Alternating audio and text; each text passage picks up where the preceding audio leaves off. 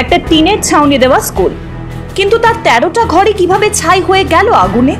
রাজনৈতিক পরিসরে যখন মুখ্যমন্ত্রীর নিশানায় ভারত সেবাশ্রম সংঘ, তখন সেই সংঘেরই একটি স্কুল কিভাবে আগুনে ভস্মীভূত হয়ে গেল তা নিয়েই যে প্রশ্ন উঠছে ঘটনাস্থলে দমকলের দেরিতে যাওয়া নিয়েও। সংঘের অনেক সাধুও এই আগুন লাগার পিছনে অন্তর্ঘাতের আশঙ্কা করছেন। ঘটনাটি ঘটেছে উত্তর দিনাজপুরের ডালখোলায়। সেখানকার ভূষামণি কলেজ পাড়ায় স্বামী প্রণবানন্দ বিদ্যা মন্দির। রবিবার ছুটির দিন ওই স্কুল ঘরে আগুন দেখতে পান স্থানীয় বাসিন্দারা। খবর যায় দমকলে, তবে তাদের আসতে অনেক দেরি হয়। ততক্ষণে স্কুলের সমস্ত নথি পুড়ে ছাই ক্লাস ঘর পর্যন্ত। আর একই আগুনেই অনিশ্চিত হয়ে পড়ল 160 জন পড়ুয়ার ভবিষ্যৎ।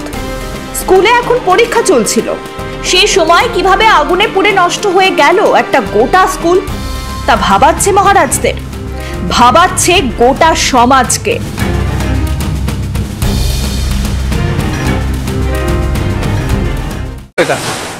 আমরা তো এখন দেখিনি, আগুন ধরছে দেখলাম ধোঁয়া উঠছে খুব জোর, তখন দেখলাম।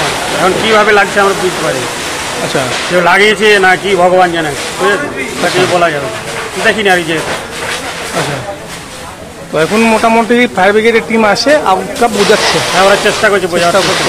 স্কুলের কি এক্সাম চলছে? স্কুল চালু ছিল না বন্ধ আছে? স্কুল তো এক্সাম চলছে, আজকে তো সানডে ক্লোজ আছে। আচ্ছা, আজকে ক্লোজ আছে, কিন্তু এমনি এক্সাম চলছে? হ্যাঁ, এমনি পরীক্ষা চলছে।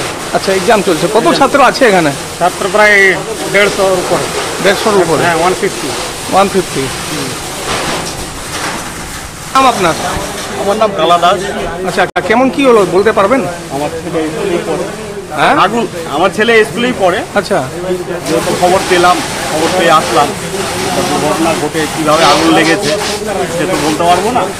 এই আগুন লেগেছে অনেক টাইম আগে, তো ফায়ার ব্রিগেড ঢুকেছে, একটা তো জল ছিল না, অনেক টাইম পরে ফায়ার ব্রিগেড ঢুকেছে।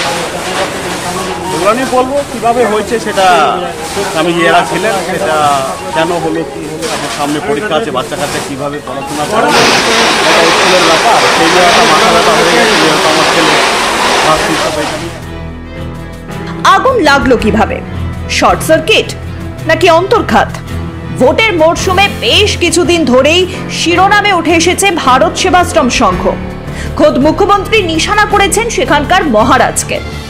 প্রতিবাদে পথে নেমেছেন সাধু সন্তরা। রাজ্যের উত্তর থেকে দক্ষিণে সরব হয়েছেন সাধারণ মানুষ।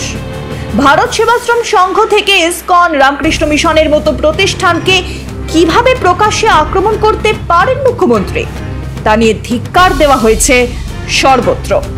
খোদ প্রধানমন্ত্রী পর্যন্ত বলেছেন, ভোট ব্যাংকের রাজনীতি করতে গিয়ে এই পথে নেমেছেন তৃণমূল নেত্রী। একটা বিশেষ শ্রেণীকে খুশি করতে গিয়ে সমাজের স্থিতাবস্থা নষ্টের অভিযোগ উঠছে মুখ্যমন্ত্রীর বিরুদ্ধে। অনেকে বলছেন, খোদ মুখ্যমন্ত্রী যখন এভাবে আক্রমণ করছেন, তখন মাথাচাড়া দিয়ে উঠছে দুষ্কৃতীরা। পরিস্থিতির সুযোগ নিয়ে শিলিগুড়িতে রামকৃষ্ণ মিশনের আশ্রমের জমি দখলের চেষ্টা করছে শাসক দলের একাংশ। হামলা চালানো হচ্ছে মহারাজদের উপর। ডালখোলায় স্কুলে আগুন লাগানোর ঘটনা সে ধরনের কোনো দুষ্কৃতির কাজ নয় তো। চারিদিকে যেসব কাণ্ড ঘটছে তা দেখে অনেকে এমনই সন্দেহ করছেন।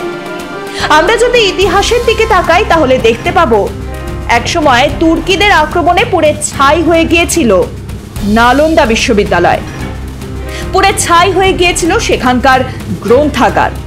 আর যাবতীয় বই আগুনে পুড়িয়েই ভারতের ইতিহাস নষ্ট করার চেষ্টা করেছিল বখতিয়ার খিলজির সেনারা। সময় তাদের বিরুদ্ধে ব্যবস্থা নেওয়া হয়নি, তাই মাথাচাড়া দিয়েছিল অরাজকতা। পশ্চিমবঙ্গে স্কুলে হামলার ঘটনায় এভাবেই কোনো অরাজকতার পরিস্থিতি তৈরি করার চেষ্টা হবে না তো। পরিস্থিতি দুষ্কৃতীদের হাতে চলে গেলে তখন কিন্তু তা সামাল দেওয়া মুশকিল। ব্যুরো রিপোর্ট, মাধ্যম।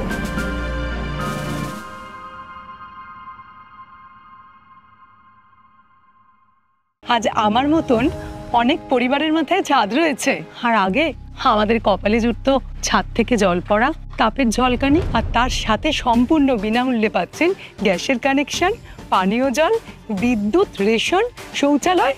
আর এত কিছুর পরও মোদিজি বলছেন এটা নাকি একটা ট্রেলার মাত্র।